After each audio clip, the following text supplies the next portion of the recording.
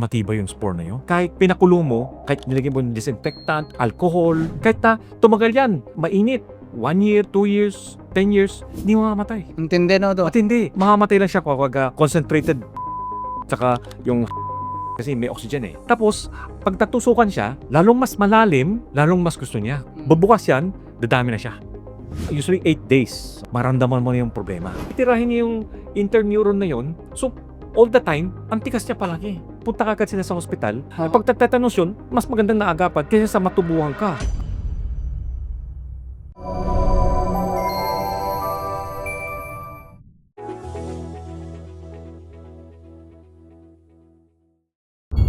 Good day mga kababayan! Welcome sa isang bagong episode ng Medico.ph.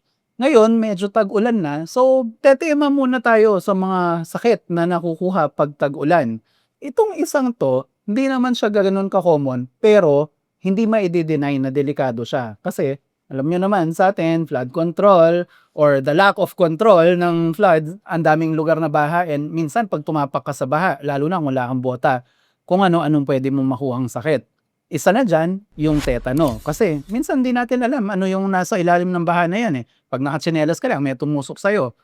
Kung ano-ano na pwedeng pumasok. So, today, didiscuss ni Dr. Anthony So, ang ating medical director, kung ano ba itong tetano na to, saan nakukuha, at anong pwede natin gawin kung feeling natin maaring na-expose tayo dito. Collagen supplements. Habang tumatanda, mas madaming lumalabas na sakit sa katawan. Ang mga pananakit sa leeg, balikat, kamay, likod, tuhod, at iba pang tinatawag na joint pains. Kung hindi maaagapan, maaari itong lumala at maaka-apekto sa araw-araw na pamumuhay. Kaya ang payo ko sa mga chronic joint pains, mag-take ng collagen supplements. Tumutulong ito panatilihing maganda ang kalagayan ng joints para mabawasan ang pananakit at iwasan ang paglala. Bonus pa, nakakabata pa ng balat, buhok at kuko ang collagen. Kaya pag regular ang pag-iinom, ramdam ang panunumbalik ng ganda at sigla ng katawan. Pero syempre, di lahat ng collagen ay pare-pareho. Kung hanap ninyo ang pinakamabisang klase, pumunta lang sa store.medico.ph sa inyong mga browser o hanapin sa Google. Maaari ninyong i-click ang link sa description. Dito, ma-order ninyo ang collagen supplements, glutathione, vitamins at herbal supplements na rekomendado namin. Tandaan, store.medico.ph para sa original at ubod ng bisa na collagen.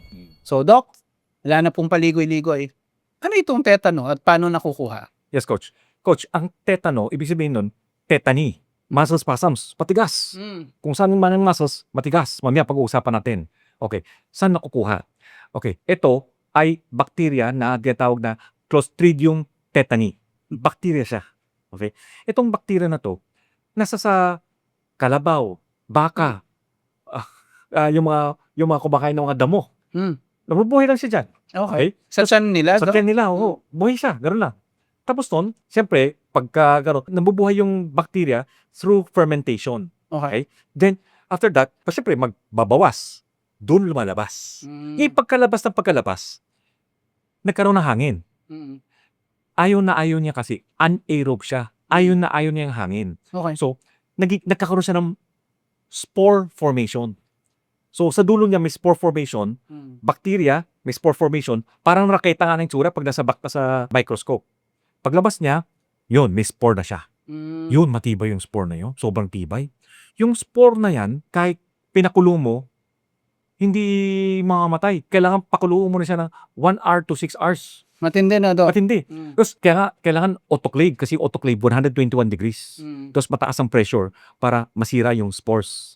Then, kahit nilagyan mo ng disinfectant, alcohol, hindi mamamatay. Kahit na tumagal yan, mainit, 1 year, 2 years, 10 years, hindi mamamatay. Intindi na, Doc. Matindi. Kasi Grabe. naka-spores lang siya. Tapos, mamamatay lang siya kapag concentrated bleach, tsaka yung hydrogen peroxide kasi may oxygen eh. Pero, pag linagay mo yung Agua oxinada. Oo, yun. Doon siya namamatay. Okay. Ngayon, yung spores na yan, tayo, lakad tayo na lakad. Sinabi mo ka, natapakan. Hindi dahil pako yan, may kalawang, siguradong may bakterya. Okay. Hindi dahil doon. Pero usually, kasi nga, di ba, nasa soil siya, yun, nagkakaroon ng bakterya. Tapos siyempre, may kalawang din, siyempre, I di ba? see. O yun, pag natusukan siya, lalong mas malalim, lalong mas gusto niya. Kasi pag mas lalong malalim, mas mababa ang oxygen. Okay. Ngayon nakita niyo, uy, wala na oxygen na. Mm. Yung spores na yan, dadami na yon. Mm. Bubukas yan, dadami na siya. Eh, pagdami niya, kahit natutusukan ka, siyempre, hindi mo maramdaman. Dadami siya muna, mumultiply siya mga 3 to 21 days. Tagal pala, Doc. Oo, yun ang Mm. tawag na incubation period. Mm. Kunyari ako, nahatching kita. Mm. Hindi naman makakasakit ka agad eh. Datore, papasok ka agad yung sa dugo mo, dadami muna yung virus o bacteria. Ito rin, dadami. Mm. Pero dito na siya sa sugat. Okay. Hindi siya papasok. Tas sa sugat lang siya. Mm. So, within mga usually 8 days, okay? Yun, maramdaman mo na yung problema. Okay. Bakit? Kasi dumami na siya, hindi dahil sa bacteria ang problema. Mm. Gagawa siya tetanospasmin na toxin. Ngayon, papasok yan sa ugat, may interneuron. Ang interneuron kasi, sa spinal cord, interneuron, nerve siya, tapos ito yung nerve. Itong interneuron, tinutulungan niya yung nerve na, uy, relax ka lang. Mm. Relax ka lang para suwabe ang galaw. Kasi pag malakas, sobrang lakas. Mm. Yeah? Pero pag may interneuron, suwabe ang galaw. Kumbaga, hindi herky-jerky yung Yeah, ano, exacto, Doc. hindi jerky. Eh ngayon, yung toxins na yun, titirahin niya yung interneuron na yun para hindi mag-secrete ng GABA. GABA aminobutyric acid na pamparelax. So, all the time, ang tikas niya palagi. Oo. Kaya yung sinasabi nilang naglalakjo, no, Doc? Exacto. Ang tawag yung trispus. Nakagano'n, hindi mo mabubukas. Mm. Kaya kapag papapakain ka, lalagay tayo ng NGT para mapakain mo. Mm. So, nakagano'n lang palagi. Nakagano'n lang. Yun. So, Doc, na-mention nyo na ito na 3 to 21 days mag-incubate tapos Yes. atakihin yung nerves, Yes. pupunta sa spine. Yes. Meron pa bang ibang symptoms pag natetano ka maliban dito? May lagnat ho ba to? Mga ganon? Yes, may lagnat. Pero bago sa lahat, usually yan, mag-i-spasms yan eh. Mm. Titigas, ito titigas. Mm. Abdominal titigas. Dati, naalala ko, clerk ako noon. Yung first time ako pumunta ng emergency room, may pasyente. Sabi ko sa intern ko, mas mataas sa akin. Mm. O, anong gagawin ko? Sabi ng intern ko, alam ko na yan. Kopihin mo nilang history, Mm. tsaka PE. Kopihin mo na. E di kinopya ko. Tapos pinas namin sa residente, mas mataas sa intern. Pinas namin. Sabi ng residente, oy, ba't mo kinopya? Pinagalitan ako. Sabi ng higher up ko eh. Tapos sabi na, gawin mo ulit. So, sinamahan ako ng intern. Buti, sinamahan ako. Mabait yung intern. Sinamahan ako. Pero ko, kasi, nangyari, akala nila sakit sa puso. Okay. Binili ng gamot, yung mga nitroglycerin, kaya nga lumuwag, pinauwi. Bumalik ulit. So, tinanong ko, ano nangyari? Masakit pa puso? Hindi, di ba sakit ang puso? Naninikip. Mm. Naninikip. Sige, tapos ano ba trabaho mo? Nagkagano kami sa mga basura. Nagtingin kami ng intern. Oo. Teka, may sugat ka ba? May sugat? Wala kami sugat. Pero, tinanong, tapos, sabi niya, ito, pwede, may tusok, pero, kasi, di ba, 3 to 21 days, bumalik na yung sugat. Oo. So, hindi na malalaman. Tapos Nako. sabi namin, uy, mukhang tetanus to ah. Dineport namin, tapos binalik kami sa residente. Sabi niya, Mm. tinangan natin. Kasi yung residente, Mm. siya rin nagpa-uwi eh. Tapos Mm. after 3 days, na-admit siya kagad. After Mm. 3 days, natubo na. Nako. Ganun kagrabe yung tetanus. Ganun kagrabe. Kasi Oo. tumitigas, tapos pati ito, hindi ka makakain, naglalaway, masakit pag maglunok ka. Mm. Tapos, yung spine mo Rhizus sardonicus sa spine. Ah, Sa spine na, ganun. Tapos yung neck mo, nakaganto. Pati likod mo, nakaganto. Opistotonus. medyo ano, Ang tigas talaga. hard way to go, no, Doc? Hard way to go. Talagang tigas talaga. Mm. Ang tigas. Tapos, ngayon siya sabi mong lagnat, autonomic naman yun, autonomics. Mm. May fever, sweating, high blood pressure kasi gano'n ka palagi. High blood Naman. pressure, Tapos yung puso mo, mabilis. Mm. 120 heart rate mo. Normal tayo. 60 to 100 lang. Sa kanya, 120 ang heart rate. Tapos, ihi ka ng ihi. Hindi mo makontrol mag-ihi. My God. Tapos, pagdudumi, tuloy-tuloy lang yun. Siyempre, hindi siya makahinga. Oo. Tutubuin mo yun. Then, sa huli, tatamaan yung pag-blood clots mo. Mm. Tatamaan ng kidney failure. Kidney failure yun. Infection. Sa huli, Grabe. Oo. Doc, eto, para ba siyang rabies na pag lumitaw na yung symptoms, medyo it's over na? hindi naman. Okay. Hindi naman. Okay. Ang kagandahan, okay, lahat naman tayo kasi, nagkaroon tayo ng bakuna. Oo. Nagbakuna tayo, di ba? Mali tayo. Mm. So, usually, yung bakuna nakakaturo. Okay. Kasi dapat ang bakuna natin, 5 beses ang bakuna. 5 beses. Dahil sa vaccine, kahit na konti lang ang vaccine mo, mas less severe. Okay. So, kailangan talaga tayong bakuna talaga. Ito, hindi ako fan ng bakuna. Yung mga COVID, hindi. Talaga? Hindi. Pero, itong DPT, diphtheria, pertussis, na tetanus, ay, naku, kailangan mo talaga ito. Kasi kung nasugatan man lang, di ba? Mamaya pag-usapan natin kung paano nakukuha, di ba? So, ito, kahit na-inject ka lang ng 3 lang, hindi mo na, kasi dapat 5 yun eh. Na-inject ka lang ng 3, at least, protektado ka na. Kung di ako nagkakamali, Dok, sa mga bata, yung mga in-one na bakuna, meron yata ito eh. Di ba? So, bali, 5 hanggang 6 na siya dito sa Pilipinas eh. Within 2 months to 6 years old eh. So, balik, pag bata ka nun, in-inject dito sa anterolateral dito. Pag medyo malaki-laki ka na, dito na. Intermuscular yun eh. So, pag panganak, 6 weeks. 6 weeks old. Hindi yung pagpanganak, bigay ka agad. 6 weeks old muna. So, papa-injection mo first dose. Tapos 10 weeks old. Then 14 weeks old. Then after that, yung booster na. Yung booster after 12 months to 18 months, 1 year na. Sana yun. Then 4 to 6 years old. Then yung grade 1 tsaka grade 7. So around 6 injections. Okay.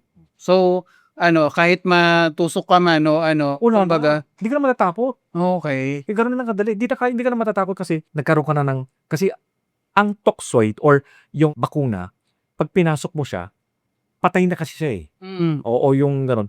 Makikita ng tao, uy, may oras tayong gumawa ng panlaban sa bakterya na yon. Mga IgM, di ba? So, may oras tayo. Kung wala tayong bakuna, wala tayong oras, madedehado tayo. Tama. Kaya nga, so, ngayon, kapag yung toxoid, tsaka mura lang naman yun eh. Toxoid lang eh. Minsan sa health center, Yes, libre nga. So, pagka meron na, gagawa siya. Okay? Pero ba't ang dami? Kasi nakakalimutan ng memory cells natin, nakakalimutan. So, ngayon, pag nagkaroon ka ng injection ng mga 5 to 6 times, mas okay na. Pero dapat, every 10 years na, lalo pag matanda ka na, nakakalimutan. So, 40, then every 10 years gawa ka, 50, 60, 70, every 10 years, kailangan magpa-injection ka ng booster. I see. Ganun ba? Lalo na kung magtrabaho ko syempre, sa agricultural, doon may mga baka.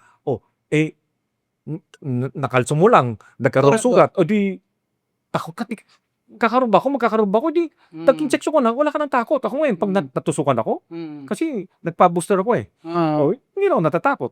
Okay. So, on that note, Doc, na-mention nyo kanina, hindi naman lahat ng sugat sa bakal or sa pako magdidid dyan.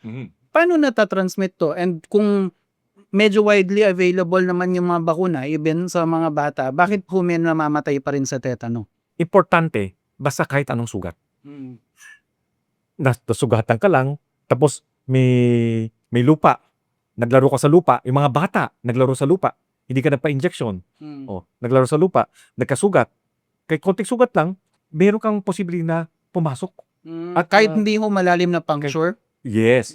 Pero, tama po kayo, pag mas malalim ang puncture, mas deep, naku, mas walang oxygen sa loob, mas mabilis karon severe infection. Okay. Pag konting dam lang, mas mababa ang tsansa. Pero, nagkaroon ka ng sugat or nahulog ka, nagkaroon ka ng fractures na bukas. Yun, pumasok yung mga dumi. Yung, tinamaan, magkaka-infection pa doon. Or, nagpabunod ka ng ngipin. Eksakto, may nangyari, may ginawa ka, pumasok yung sand or what, di ba? Yun, magkaka-infection ka. Pero, nakakatuwa. Kapag wala ka namang sugat dito, wala ka sugat sa ngipin, pag nakain mo yung spores, walang mangyayari sa'yo. Itatayin mo rin. Okay. Itatayin mo rin kasi pagkain mo, pagpunta sa acidic medium, hindi naman mamamatay pero hindi siya mag-open. Tapos pag sa intestines natin is oxygenated naman, pag lumabas, ganoon rin.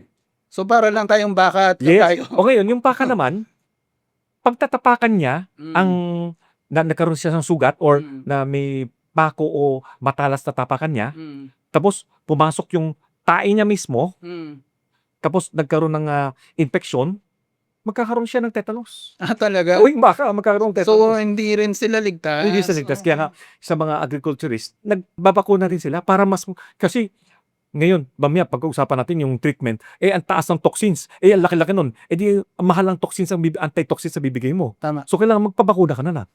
Ganon. Oo nga. Yung namamatay naman, bakit namamatay? Kasi nga, hindi sila napapabakuna. Number one. Pangalawa, syempre, budget. Buti sinabi mo ganito. Kasi kapag napapansin mo, may tumitigas na.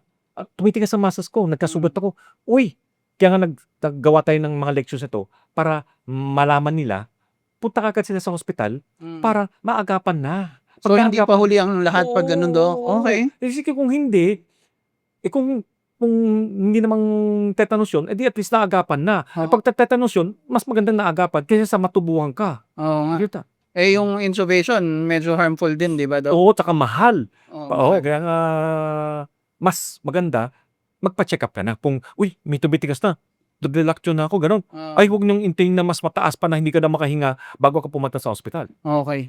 Kasi minsan ang paniwala ng tao, lalo na sa Pilipinas, pag lumabas na yung symptom, akala nila katapusan mo na. Hindi pa naman pala. Hindi. Okay. Ayun tandaan nyo kung mabuti yun. Hindi pa parang rabies yan na pag Ayun, sintomas, tapos ka na. Tama. Oo. So, yun. Doc, siguro magandang jump off point na po yun.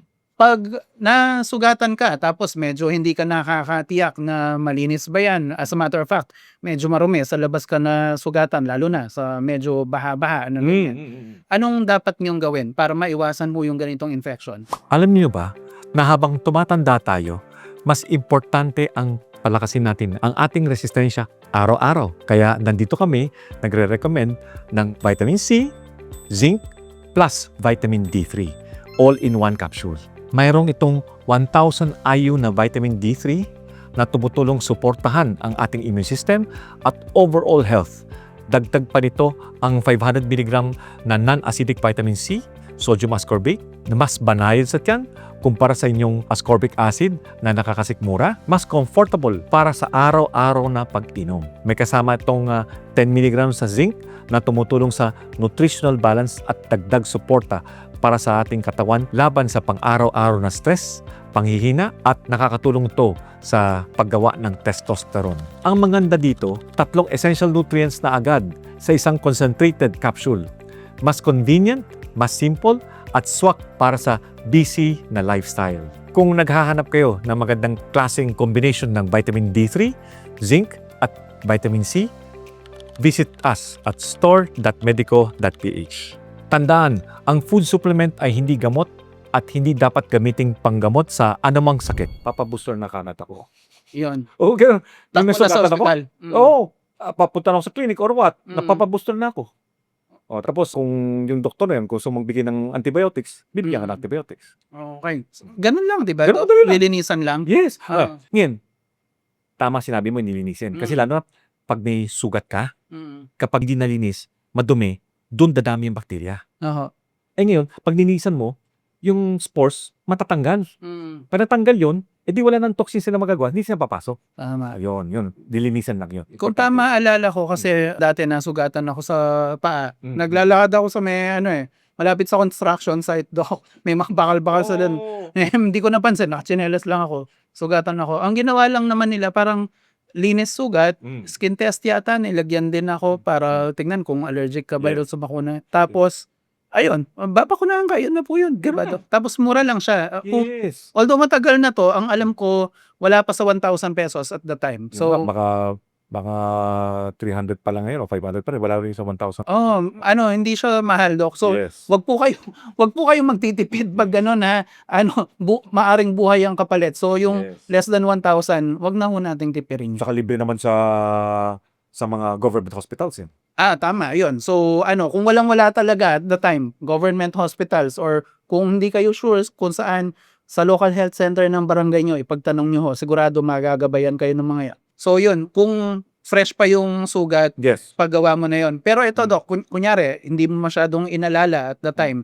Tapos, may something pala doon, naramdaman mo, yung sabi nyo nga, may nag-ispasm or may tumitikas na sa kalamnan mo. Ano hong dapat nyong gawin nun and ano yung pwede nyong expect na treatment? Pagpunta ka na sa ospital, so, pag nalaman nila, tetanus yun. So, gagawin nila, bibigyan ka nila ng tetanus antitoxin. Okay. Para i-block niyo yung toxins, para hindi na lumala pa yung mga ginagawa. Tapos, kung may sugat pa, linisin. Kung mayroong dead tissue, debridement. Tinatanggal kasi yung dead tissue doon ng anaerobic na walang oxygen eh. So, kailangan tinatanggal para maging fresh yung sugat, tapos huhugasan, tatanggal yung mga spores para hindi na dumami. Then, bibigyan ka ng antibiotic, mga metronidazole, tulungan. Tapos, syempre, pang tumitigas-tigas ka na, bibigyan ka ng mga muscle relaxants, benzodiazepines para ma-relax ka. Tapos, pupuntahin ka sa mga hindi maingay na lugar, tsaka walang mga ilaw. Kasi pag may konting ilaw, titigas ka na naman. Pag maingay, titigas ka rin. Ganun. Trigger kasi yan, trigger. Then, kung talagang hindi kaya, mahirapan kang huminga, mga breathing support na. So, intubation. No? Yes. Wag naman sana umabot. Yes. Tapos, kung medyo mabis ang puso mo nga, bibigyan ka ng gamot, mapabagal ng puso mo. Tapos, masakit yun eh. Bibigyan ka ng medications for pain. So, talagang gusto niyang atakihin yung nervous system, no? Yes. Yung toxins siya. So, makikita mo yun, mga 2 to 3 weeks yun. Yun ang ganun ka, yung lala nun. Tapos nun. Pero, yung mga hindi na pagpakuna, buwan yun. Tapos, pag medyo malas-malas mo pa, di... Sasalangit ka na, no? Oo, sasalangit ka. Lalo na, kapag may diabetes ka. Talaga? Kasi pag may diabetes, mas mabilis ka magkaroon ng infeksyon. Kaya pag may diabetes ka, kailangan magpabakuna ka na. Kasi mas mababa ang immune system mo eh. O tapos pag nagkasugat ka, hindi gumagaling. Kaya ngayon, ang ganda pala, no? Yung skin mo, di ba? Ay, naglakad ka sa gano'n, datapak mo, may dumi lang eh. O tumama ka sa dumi sa lupa, edi nagkaroon ng Clostridium tetani bacteria. O makaka-infection ka na naman. Ganun kabilis. Tapos mas mabagal ang healing rate mo. So, grabe naman pala. Pati sa mga infection na ganito, yung diabetes, kontra pa rin siya sa'yo. Grabe talaga yung diabetes. I mean, in the past videos, na-explain na ni Doc kung paano niya naapektuhan yung things like yung breathing mo, yung lungs mo, yung immune system mo, yung puso mo, chances mo ng stroke, internal organs, lahat compromised dahil sa diabetes. Opo. Pati pala tetano, pwedeng mas madisgrasya ka dahil sa diabetes. So, yung lifestyle po natin, pangalagaan, and kung type 1 naman yung diabetes nyo, syempre yung management ng insulin, di ba? Yeah. Ay, Coach, may dagdag pala ako. Ang Pilipinas pala, 2017, na-achieve niya ang maternal and neonatal tetanus elimination. Which is, yung sa mga center natin, maternity center, di ba nagpapa-prenatal sila? Pinapa-injection na nila. Ay, ganun. Oo. Kung wala kang tetanus, bakuna, ayun, bibilangin na nila yun, 5 shots. Kung meron ka namang bakuna, on the 7th month hanggang 9th month mo, injection sila ng booster. So, safe naman to para sa mga buntis daw. Yes. So, ngayon, pag na-inject ka sa'yo, dumadami na yung antibodies mo sa bakterya. Hindi napapasa to sa anak. Okay. So, pag napasa sa anak, may immunity na yung anak mo. For 6 weeks. Di ba, ang first bakuna niya is 6 weeks pa lang. So, after bakuna, mabagal pa naman dumami yung antibodies niya. So, ngayon, ang ganda ng transmission. Kaya nga, pagkakwari, yung pusod, di ba, mali ang paghawak, nadumihan, at least, meron siyang natural immunity. Galing sa nanay. Yun, maganda. Yes, Coach. Kasi syempre, pag baby yan, kung na-infect, ang hirap matukoy, di ba? Ay, hirap yun. Baka, syempre, hindi naman nakakapagsalita yun. Iyak lang yun. So, mataas ang tsansa na magkaroon ng problem at mawala ang neonatal tetanus. Buti na lang na ipapasa na ng nanay sa Yes. Ngayon, 2017, Pilipinas, wala nang maternal neonatal tetanus. Na-eliminate na. Very good. Very good. Kumbaga, one less third world problem. Yes. Lang nahula sa atin. Yes, Coach. Okay, yun lamang po. Ang dami pala. Kumbaga, common lang sa pandinig natin yung tetano na yan. Minsan, nagiging joke na nga. Pero, ang dami palang dapat maunawaan dito. Buti na lang, napaliwanag sa atin ni Doc Anthony yung mga dapat nating malaman as, as common people na naglalakad sa labas palagi. Minsan, sa baha-baha pa nga. Kaya medyo prone tayong masugatan. Anyway, yun lamang po. Kayo, nakaranas na ba kayo ng mabakunahan ng anti-tetanus dahil nasugatan kayo? Or worse, meron na ba sa inyo naka-experience na umabot sa mesentomas na kayo? Kwento nyo lang sa amin sa comments para matuto rin sa inyo yung mga iba nating kababayan. Anyway, this has been Glenn, the Managing Director of Medico.ph, along with my partner in health, Dr. Anthony So, nagsasabing stay happy, stay healthy, and stay tetanus-free. Bye-bye!